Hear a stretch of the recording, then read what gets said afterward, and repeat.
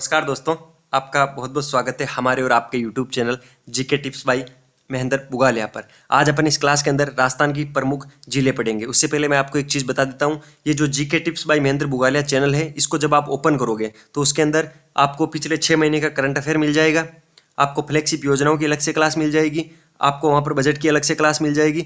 बाकी जितने भी Rajasthan geography, Rajasthan art culture, Rajasthan history, Rajasthan polity, Rajasthan economics के जो एक एक टॉपिक हैं, जैसे ये राजस्थान की प्रमुख जिले हो गई, 20 मिनट में कंप्लीट रिवीजन करवा दूंगा शानदार कंटेंट के साथ। उसी तरह हर टॉपिक आपको वहाँ पर मिलेगा। आपको जो टॉपिक देखना है वहाँ से देख सकते हो, बहुत ही शानदार तरीके का। तो एक बार आप इस चैनल को विजिट करें, इसके अंदर क्या कंटेंट है उसको एक बार जरूर देखें। और जो मेरे पुराने व्यूवर्स हैं, खूब लोग इस चैनल को देखते हैं, लेकिन मेरी आपसे वापस एक बार रिक्वेस्ट है कि आप चैनल को सब्सक्राइब नहीं करते हो तो प्लीज़ चैनल को सब्सक्राइब किया करो, वीडियो को ज़्यादा से ज़्यादा लाइक किया करो, अपने दोस्तों के साथ शेयर किया करो, मेरे लिए अच्छे अच्छे कमेंट किया करो, जिससे मुझे मोटिवेशन मिलता है। मैं इसीलिए आपके लिए कितनी अच्छी अच्छी क्लासें लाता हूँ वो आप खुद को पता है। और जो नए स्टूडेंट है वो लास्ट में इस क्लास को देख के जज कर लेना कैसा क्या, उसके बाद में आप इस यूट्यूब चैनल का जो कंटेंट है वो जरूर देखना, ठीक है। और आपको ये पीडीएफ चाहिए तो पीडीएफ कहाँ मिलेगी? इस वीडियो के डिस्क्रिप्शन में मैं टेलीग्राम चैनल की लिंक दे दूंगा, वहाँ से आप इस पीडीएफ को डाउनलोड कर लेना, वहाँ से आप टेलीग्राम चैनल पे जाना, वहाँ ज्वाइन करना, ये टेलीग्राम पर आपको अपडेट हुई मिल जाएगी, ठीक है। चलिए अपन बिना किसी देरी के राजस्थान की प्रमुख झीलें पढ़ते हैं। सबसे पहली झील है सांबर झील, ठीक है। सांबर झील कहाँ पर है? तो जयपुर और नागौर। एक अगर ऑप्शन आपसे पूछा जाए तो आप जयपुर लगा देना, वैसे ये जयपुर और नागौर दोनों में फैली हुई है, ठीक है। राजस्थान में खारे पानी की सबसे बड़ी झील है। राजस्थान में खारे पानी की सबसे बड़ी झील पूछे तो आपको बताना है सांबर। मीठे पानी की सबसे बड़ी झील पूछे तो बताना है कौन सी बताओगे? यार हर चीज़ में ही बताऊंगा कि आपको, यार आपको अगर सबसे जो मीठे पानी की जो झील पूछे तो आप जयसमंद झील बताओगे, ठीक है, उदयपुर के अंदर जो है, ठीक है। देश में कुल नमक उत्पादन का लगभग 8% का नमक उत्पादन ये सांबर झील में होता है। देश के अंदर जो 100% नमक उत्पादन होता है उसमें से 8% नमक का उत्पादन सांबर झील में होता है, ठीक है। हिंदुस्तान नामक कंपनी का सांबर सोल्ट वर्क्स कारखाना यहाँ पर नमक निकालने में कार्यरत है। इसमें मेहनता, रूपनगढ़, खारी, खंडेला नदियों का जल आता है। तो आपको इसमें अंदर जो इंपॉर्टेंट डाटा है वो क्या है?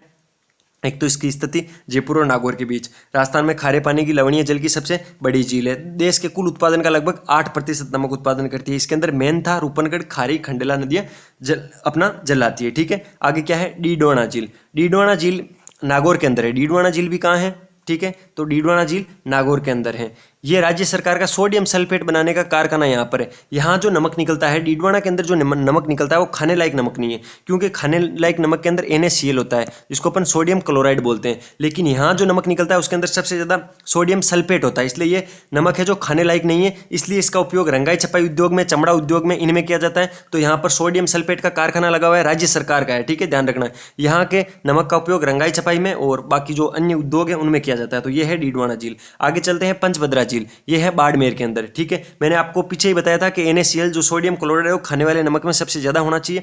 तो ये पंचभद्रा झील जो बाड़मेर में, इसमें जो नमक निकलता है उसके अंदर 98% तक सोडियम क्लोराइड निकलता है, इसलिए ये सर्वोत्तम नमक है, अच्छी क्वालिटी का नमक है। यहाँ पर खारवाल जाति द्वारा मोरली झाड़ी से नमक उत्पादन किया जाता है। यहाँ की जो खारवाल जाति है वो जो मोरली झाड़ी है उसकी सहायता से नमक उत्पादन करती है। तो ये एक इंपॉर्टेंट फैक्ट बनता है कि जो खारवाल जाति है वो किसकी सहायता से नमक उत्पादन करता है? तो मोरली झाड़ी से। मोरली झाड़ी से नमक उत्पादन कौन सी जाति करती है? तो खारवाल जाति। खारवाल जाति मोरली झाड़ी से नमक उत्पादन कौन सी झील में करती है? तो पंचभद्रा झील में। खारवाल जाति द्वारा मोरली झाड़ी से पंचभद्रा झील के अंदर जो नमक उत्पादन किया जाता है वो कहाँ पर है? तो वो बाड़मेर के अंदर है, ठीक है। कहाँ है? बाड़मेर के अंदर है। ये सारे फैक्ट इसमें से बन सकते हैं। लूणकरणसर झील, ये भी बीकानेर के अंदर ही स्थित है। लूणकरणसर झील बीकानेर के अंदर स्थित है। उत्तरी राजस्थान में स्थित एकमात्र लवणीय झील है। जो उत्तरी राजस्थान है उसके अंदर स्थित एकमात्र लवणीय झील है वो है लूणकरणसर झील। आगे चलते हैं, आगे क्या है? राजस्थान में खारे पानी की अन्य झीलें क्या है? तो आपको एक चीज मैं और बता देता हूं, आप जो खारे पानी की झीलें और मीठे पानी की झीलें हैं उनको अलग अलग याद करोगे। कई बार ऐसा होता है क्वेश्चन के अंदर कि आपसे पूछ सकते हैं कि खारे पानी की झील कौन सी है या मीठे पानी की झील कौन सी है, इसलिए इनको अलग अलग याद करना। काओदिया जो कानौद झील है जैसलमेर के अंदर खारे पानी की झील है। डेगाना वे कुचामन झील नागौर के अंदर है जो खारे पानी की झील है, ठीक है। डेगाना से एक क्वेश्चन हर बार पूछा जाता है, ध्यान रखना। टंगस्टन कहाँ निकलता है? टंगस्टन डेगाना में निकलता है। टंगस्टन किस फॉर्मेट में निकलता है? वुल्फ्रेमाइड की फॉर्मेट में निकलता है। टंगस्टन का उपयोग क्या है? बल्ब के फिलामेंट बनाने में किया जाता है। डेगाना के अंदर कौन सी खान में निकलता है? भाखरी की खान में निकलता है। ये सारे फैक्ट आपको याद करने हैं, ठीक है। तो आपको ध्यान रखना है। कोछोर झील सीकर के अंदर है। रेवासा सीकर के अंदर है। रेवासा तो आप पहचान जाओगे, आपको पता है, जहां पर हर्ष का मंदिर है और वो जीण माता का जो मंदिर है वही रेवासा सीकर है। कोछोर सीकर के अंदर है। फलोदी जोधपुर में आप सब जानते हो, ये फलोदी चर्चित है। पोखरण भी जानते हो तो जैसलमेर। पीछे नीचे वाले 3 नाम जो रेवासा, फलोदी और पोखरण है वो आपसे याद रह जाएंगे। कोछोर सीकर में याद रखना। काओद और जो कानोद है वो जैसलमेर के अंदर है। डेगाना व कुचामन याद रखना नागौर के अंदर है। आगे चलते हैं, आगे क्या है, सांबर और डीडवाना और पंचभद्रा, इनके अंदर छोटी छोटी नमक उत्पादन करने की जो यूनिट्स हैं उनको देवल बोलते हैं। ठीक है, ध्यान रखना देवल किनको बोलते हैं आपसे पूछ सकते हैं। तो सांबर, डीडवाना, पंचभद्रा के अंदर जो छोटी छोटी नमक उत्पादन की निजी संस्थाएं हैं उनको देवल बोलते हैं। राजस्थान में नमक की सबसे बड़ी मंडी आपसे पूछे तो नागौर बताना है। नागौर नमक की सबसे बड़ी मंडी है। ठीक है, राजस्थान के अंदर नमक की सबसे बड़ी मंडी कौन सी है, नागौर है। ठीक है, अब शुरू होती है मीठे पानी की झीलें। ठीक है, मीठे पानी की झीलें में सबसे इंपॉर्टेंट झील है जयसमंद झील। ठीक है, इस झील को डेबर झील बोला जाता है। जयसमंद झील को डेबर झील बोला जाता है। इसका निर्माण 1685 से 1691 के मध्य महाराणा जयसिंह द्वारा गोमती नदी पर बांध बनवा कर किया गया था। इसकी स्थिति उदयपुर के अंदर कहाँ है तो दक्षिण पूर्व के अंदर है। लंबाई 15 किलोमीटर है, चौड़ाई 2 से 8 किलोमीटर है। कुल क्षेत्रफल 55 वर्ग किलोमीटर है। जलग्रहण क्षमता 1800 वर्ग किलोमीटर है। ये ठीक है, ध्यान रखना। ये राजस्थान की सबसे बड़ी, प्राकृतिक नहीं है भाई, यहाँ ये जो टाइपिस्ट है ना, मुझे कहीं खूब गालियां पड़वाता है। ये राजस्थान की सबसे बड़ी मानव निर्मित झील है यार, मानव निर्मित या कृत्रिम झील है, जो पर्यटन की दृष्टि से महत्वपूर्ण है। और अभी हाल ही में एक सर्वे के अंदर ये एशिया की भी सबसे बड़ी कृत्रिम झील है। तो ध्यान रखना है, ये राजस्थान की सबसे बड़ी मानव निर्मित झील है जो पर्यटन की दृष्टि से महत्वपूर्ण है। इसमें 1950 ईस्वी में सिंचाई के लिए 2 नहरें निकाली गई थी, एक तो श्यामपुरा और एक भाट नहर। ये दोनों इंपॉर्टेंट है। श्यामपुरा और भाट नहर कौन सी झील में से निकाली गई, जयसमंद झील में से, जो मानव निर्मित झील है। ध्यान रखना, इसमें 7 टापू है, जिसमें सबसे बड़ा बाबा का भांगड़ा है और सबसे छोटा प्यारी है। इसके अंदर 7 टापू बने हुए हैं, जिसमें सबसे बड़ा बाबा का भांगड़ा है, सबसे छोटा प्यारी है। तो जयसमंद झील के बारे में ये फैक्ट याद रखना। डेबर झील है, 1685 से 91 के मध्य महाराणा जयसिंह द्वारा गोमती नदी पर बांध बनवाकर इसका निर्माण करवाया गया। और ये जो उदयपुर से दक्षिण पूर्व में स्थित है और राजस्थान की सबसे बड़ी मानव निर्मित झील है, जो पर्यटन की दृष्टि से भी महत्वपूर्ण है। इसमें 1950 में सिंचाई के लिए 2 नहरें निकाली गई। पहली नहर का नाम था श्यामपुर, दूसरी का भाट नहर। इसमें 7 टापू है, जिसमें सबसे बड़ा बाबा का भांकड़ा और सबसे छोटा प्यारी है। आगे चलते हैं, आगे क्या है, राजसमंद झील। ठीक है, राजसमंद झील है तो राजसमंद जिले के अंदर स्थित है। ये महाराणा राज सिंह ने इसको बनवाया था 1662 में। तो यहाँ तक के फैक्ट तो ऑटोमेटिक याद रह जाएंगे। 1662 वाला याद रखना, एक बार एक एग्जाम में पूछा गया था।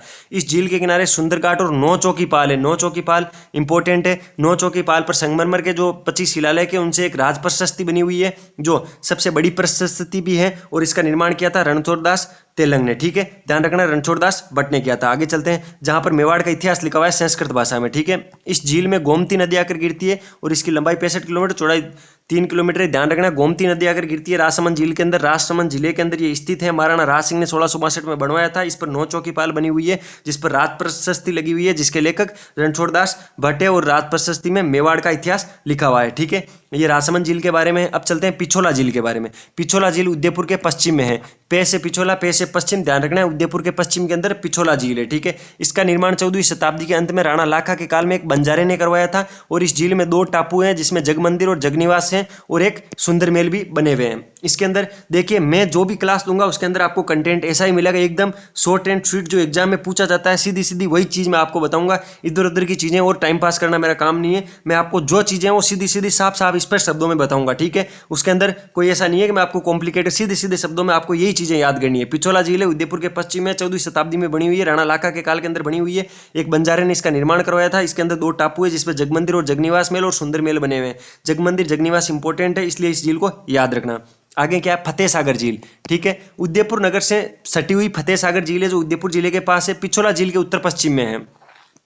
इंपॉर्टेंट ये है, यहाँ पर जो पिछोला झील है उसके उत्तर पश्चिम के अंदर फतेह सागर झील है, जिसका निर्माण महाराणा फतेह सिंह ने करवाया था। तो अपने नाम पे फतेह सागर करवा दिया।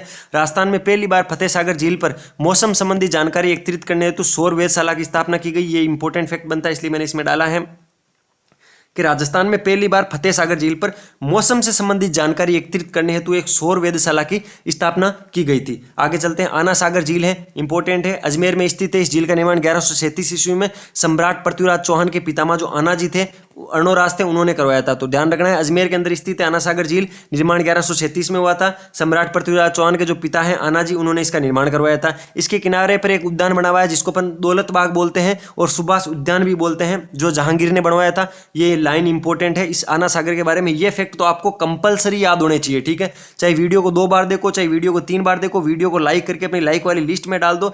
जब भी आपके एग्जाम आए तो ये वीडियो एक बार देख लिया करो, ठीक है। शॉर्ट एंड स्वीट आपका रिवीजन हो जाएगा। इसके किनारे पर जो दौलत बाग है जिसका निर्माण जहांगीर ने करवाया था, और इसके तट पर जो शाहजहां ने सुंदर संगमरमर की छतरियां बनाई है उनको बारादरी बोलते हैं। तो आपको ध्यान रखना है, बारादरी का निर्माण तो शाहजहां ने करवाया था, और जो दौलत बाग है उसका, जिसको सुभाष उद्यान भी बोलते हैं, उसका निर्माण जहांगीर ने करवाया था, ठीक है। तो दोनों को ध्यान रखना है। ये आना सागर झील के किनारे, आना सागर झील 1137 ईस्वी में पृथ्वीराज चौहान के जो पिता हैं आना जी, उन्होंने करवाया था। आगे चलते हैं। फाय सागर झील भी अजमेर में स्थित है। इसमें आप इतना याद रख लेना, इंपॉर्टेंट कोई फैक्ट ज्यादा नहीं बनता है। फाय सागर झील अजमेर में स्थित है। आगे चलते हैं। पुष्कर झील, ठीक है।